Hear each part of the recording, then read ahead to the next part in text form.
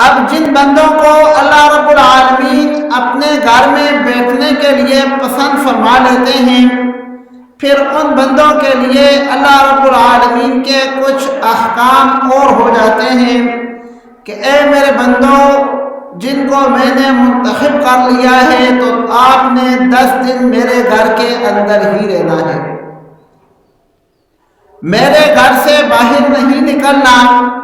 سونا بھی میرے گھر میں ہے، کھانا بھی میرے گھر میں ہے، پینا بھی میرے گھر میں ہے، سحری اور افطاری بھی میرے ہی گھر میں کرنی ہے۔ یہ اللہ کا انتخاب ہے، جسے اللہ رب العالمین چاہے منتخب فرما لے۔ کوئی بندہ خود اپنے آپ سے اللہ رب العالمین کی اتنی بڑی رحمت اور مغفرت اور اللہ رب العالمین کی اتنی بڑی پسند میں خود نہیں اتر سکتا۔ پھر آخری عشرے کے اندر ایک اور اللہ رب العالمین نے مخصوص رات رکھی ہے جس کو لیلۃ القدر کہتے ہیں۔ اللہ رب العالمین نے لیلۃ القدر کو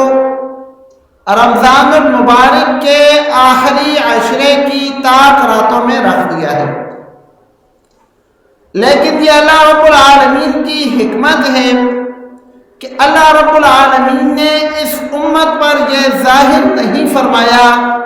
کہ ان طاق راتوں میں سے کون سی رات لیلۃ القدر کی رات ہے۔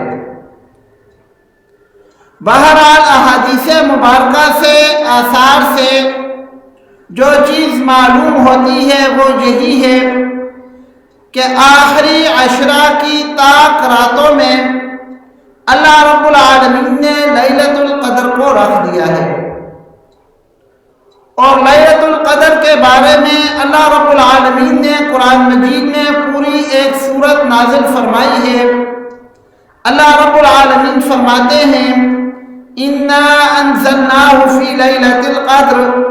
بے شک ہم نے اس قرآن کو لیلۃ القدر میں نازل کیا ہے۔ وَمَا أَدْرَاكَ مَا لَيْلَةُ الْقَدْرِ، اور آپ کو کیا معلوم کہ لیلۃ القدر کیا ہے؟ لیلۃ القدر خیر من الف شہر، لیلۃ القدر جو ہے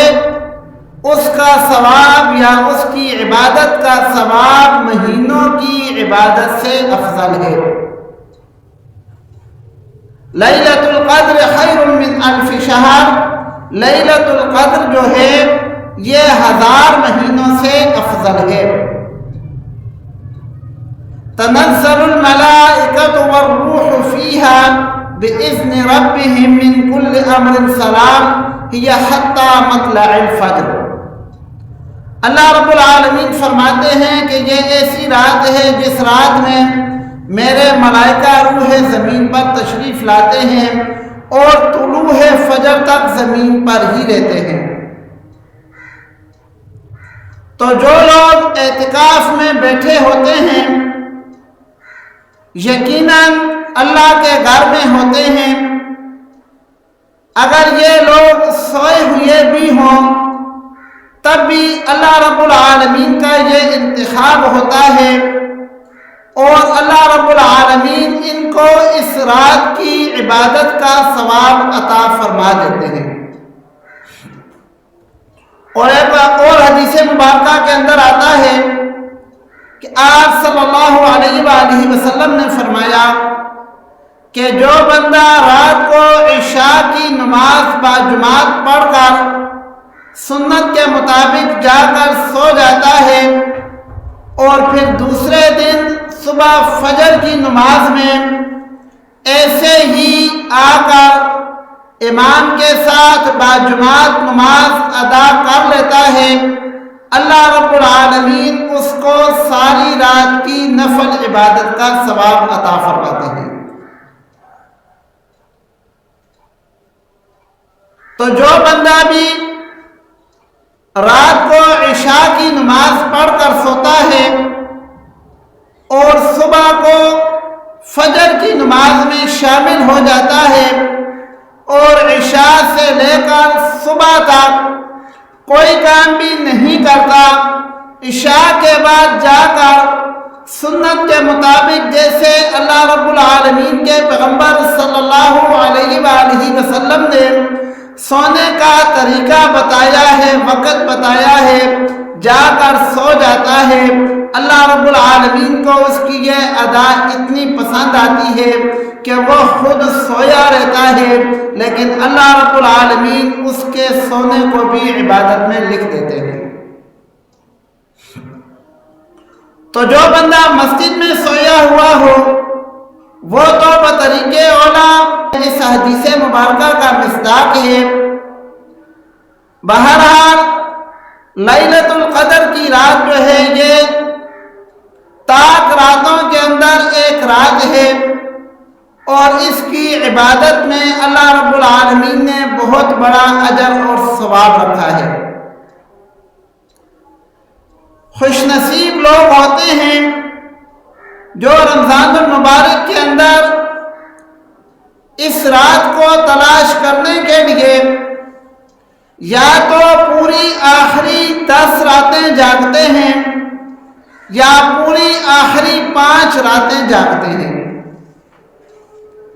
کچھ لوگ 27ویں رات کو لیلۃ القدر سمجھ کر جاگتے ہیں۔ اب یہ لیلۃ القدر یقینی طور پر تو نہیں ہوتی، لیکن اگر وہ جاگ کر عبادت کرتے ہیں تو اللہ رب العالمین ان کو اس عبادت پر بہت بڑا اجر اور ثواب عطا فرماتے ہیں۔ اسی رمضان المبارک کے اندر ایک چیز جو ہم مسلمانوں کو اس آخری عشرے میں خاص طور پر کرنی چاہیے، اللہ کے پیغمبر صلی اللہ علیہ وآلہ وسلم نے جو وحید بیان فرمائی ہے کہ جس شخص نے رمضان المبارک کا مقدس مہینہ صحت، عافیت اور سلامتی کے ساتھ پایا اور پھر بھی اپنے گناہوں کی بخشش نہ کروا سکا، اس کے لیے ہلاکت ہے۔ تو اس وحید سے بچنے کے لیے مجھے اور آپ کو، ہم سب کو ضرورت اس بات کی ہے کہ ہم اللہ رب العالمین کی بارگاہ میں توبہ اور استغفار کریں